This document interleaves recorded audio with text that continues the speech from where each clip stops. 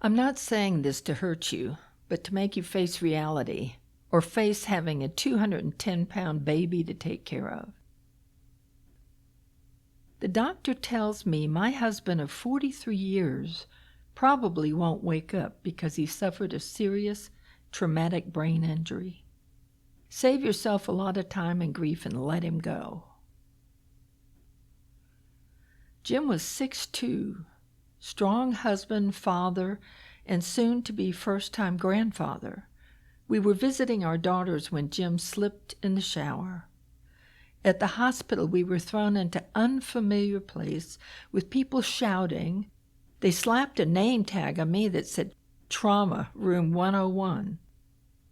I couldn't get any answers, and no one would listen to me when I said Jim was strong and needed to have a chance.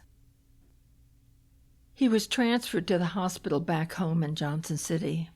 After a few months, I received a frantic call from my daughter that there was a problem with her pregnancy. Mom, I'm scared. Please come. Jim encouraged me to go, but I could tell he was terrified. I gathered close friends to be with him, and this eased his mind. And I cried all the way to Nashville. We were blessed with a healthy baby granddaughter.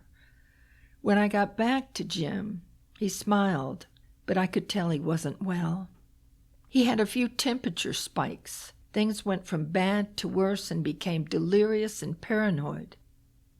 None of the doctors and nurses had any good news for us.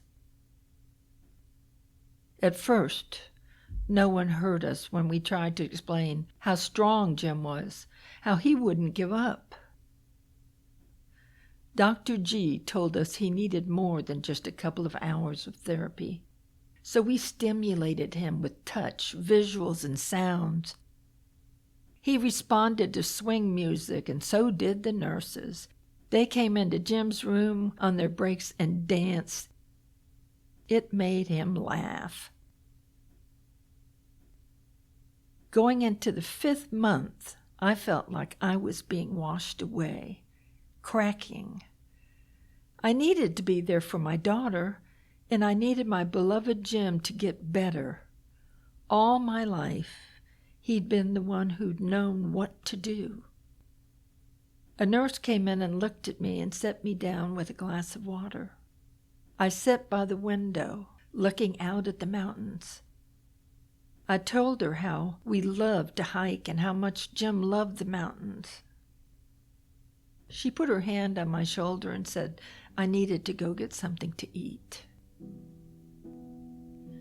When I came back, she had turned Jim's bed and all the machines so he was facing the window, so that when he woke up, he'd see the mountains. And he did wake up. I watched his face as he slowly smiled. That nurse gave us one of the last good days we had together.